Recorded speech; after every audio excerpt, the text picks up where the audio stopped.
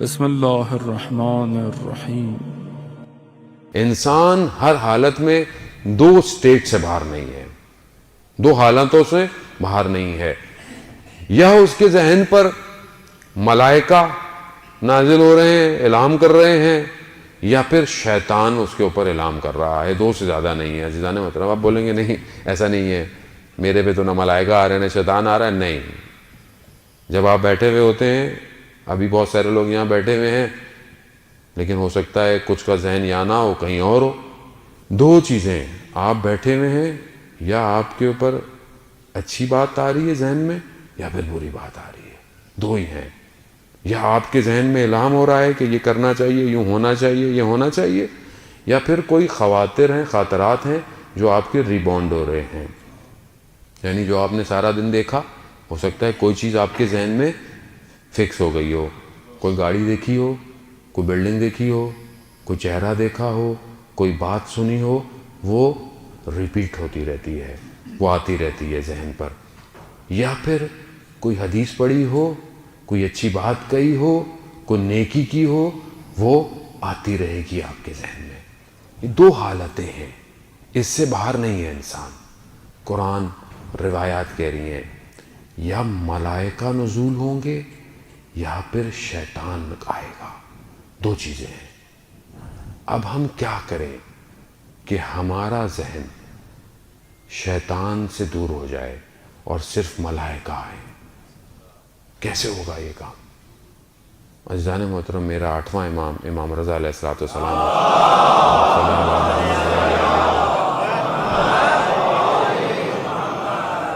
امام ارشاد فرماتے ہیں کہ جب کوئی شخص گھر سے باہر نکلتا ہے، جب کوئی شخص اپنے گھر سے باہر نکلتا ہے تو شیطان بھی اس کے پیچھے آتا ہے اور فرشتے بھی اس کے پیچھے آتے ہیں۔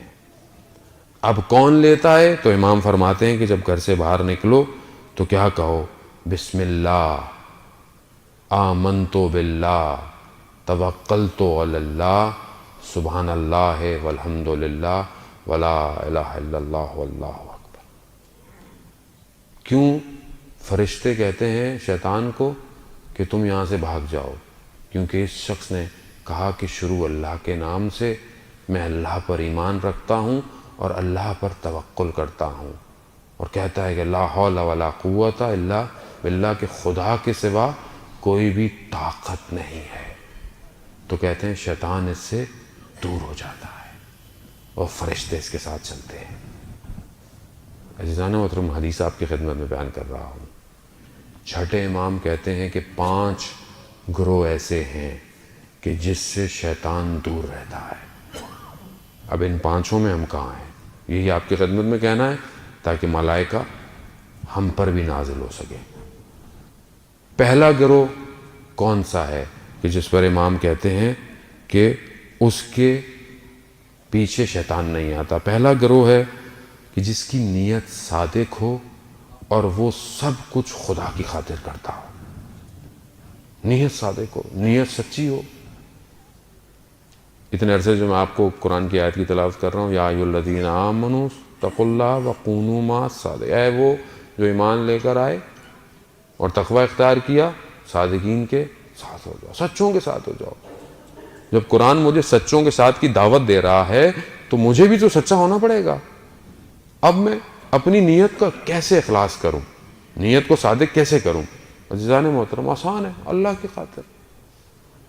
وہی نماز اگر میں اللہ کی خاطر تو قبول ہے، وہی نماز اگر میں دنیا کو دکھانے کے لیے کر رہا ہوں، صدقہ دنیا کو دکھانے کے لیے کر رہا ہوں، حج دنیا کو دکھانے کے لیے کر رہا ہوں، تو یہ میں کسی کو جو دکھانے کے لیے کام کر رہا ہوں، یہ تو خود قیامت کے دن محتاج ہے، تو میری کیا مدد کرے گا؟ تو اس لیے بہتر ہے کہ میں اس کے لیے کروں کہ جس نے سب کچھ میرے لیے کرنا ہے۔ قیامت میں جو میری ساری چیز اسی کے مالک یوم الدین ہے وہ، تو میں اپنی نیت کو صادق کروں اور سب کچھ اللہ کی خاطر کروں۔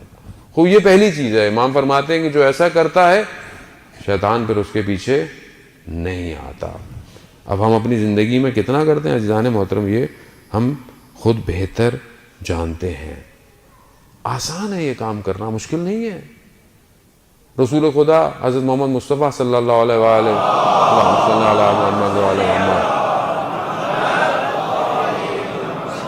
رسول خدا فرماتے ہیں کہ ہر وقت وضو کی حالت میں رہو. یعنی کیوں؟ یعنی طاہر رہو، پاک رہو.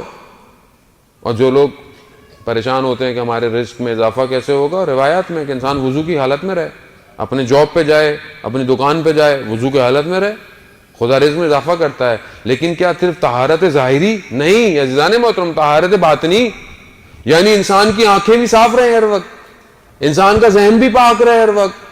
کیوں؟ کیونکہ اس کے اندر کا وجود جب تک طاہر نہیں ہوگا اس کے قلب کبھی بھی وہ رنوے نہیں بن سکتا جہاں پر ملائکہ نزول ہوں گے.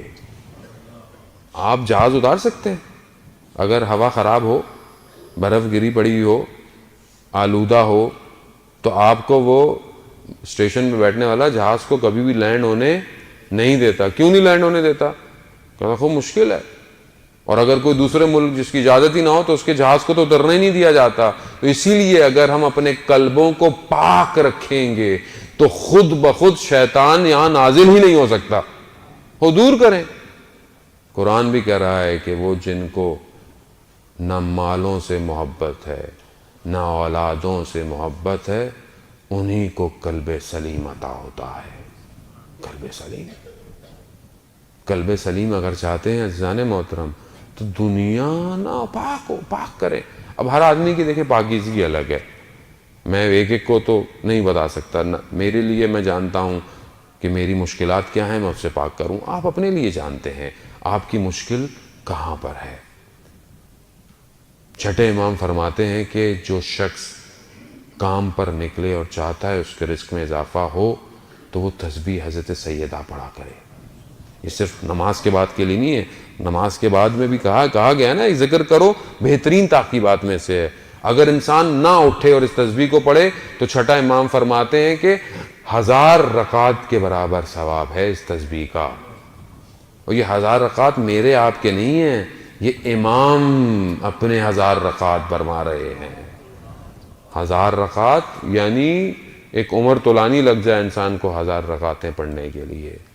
عزیزان محترم چھوٹی چھوٹی سی چیزیں ہیں ظاہر ہیں، لیکن ہم کیونکہ توجہ نہیں دیتے ہیں اس لیے ہم یہ چیزیں حاصل نہیں کر پاتے.